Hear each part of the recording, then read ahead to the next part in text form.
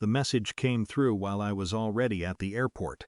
"Have a nice taxi back home, loser?" I stared at it for a second longer than I needed to, not because it was confusing, but because it was so consistent. That tone, that casual way of turning something inconvenient into something humiliating. I checked my booking anyway. The ticket was gone, canceled. I let out a small laugh. Not loud, just enough to release the moment, then I typed back, "Okay." No question marks, no follow-up. I put my phone in my pocket and stood there for a while, watching people move past me. Families, couples, people arguing quietly about luggage. Everyone seemed to be going somewhere together. I wasn't stranded. I could afford a taxi. That wasn't the point. The point was that they had decided something for me again, and then added the message like it was part of the joke. And for the first time, I didn't feel the urge to fix it. I booked the ride. The drive back was long, but not uncomfortable. There was something steady about it. No expectations, no waiting for a call or a correction. Just distance. I thought about other moments, smaller ones that I had let pass. Comments disguised as teasing. Plans changed without telling me.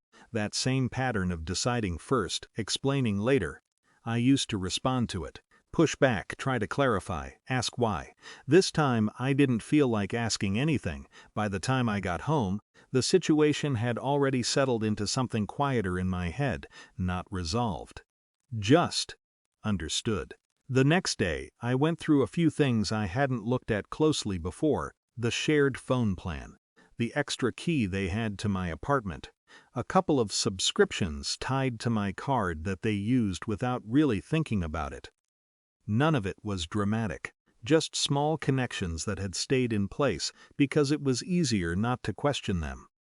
I started removing them, one by one, no announcement, no message explaining what I was doing.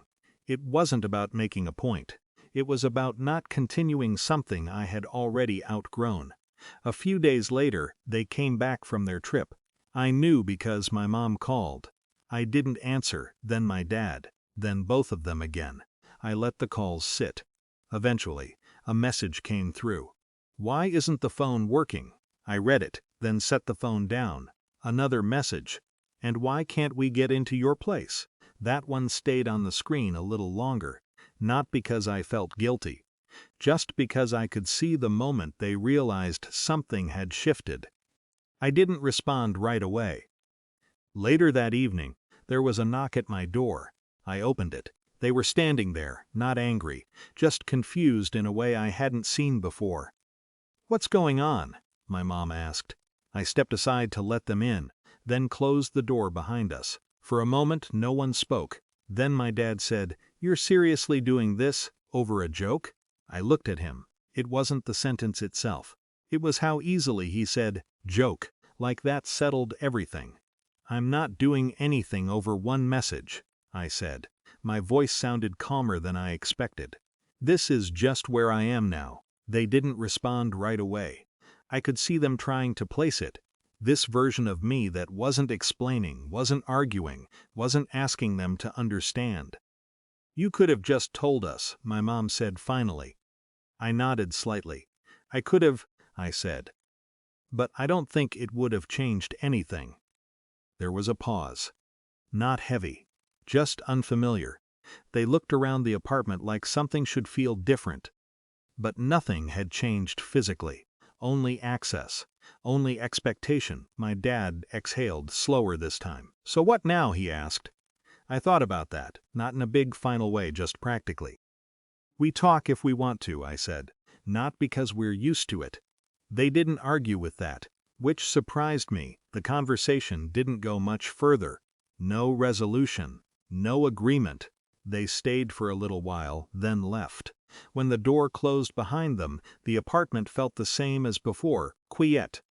Still, but something in me had shifted, not loudly, not permanently maybe, just enough that I wasn't waiting for them to decide how I fit into things anymore.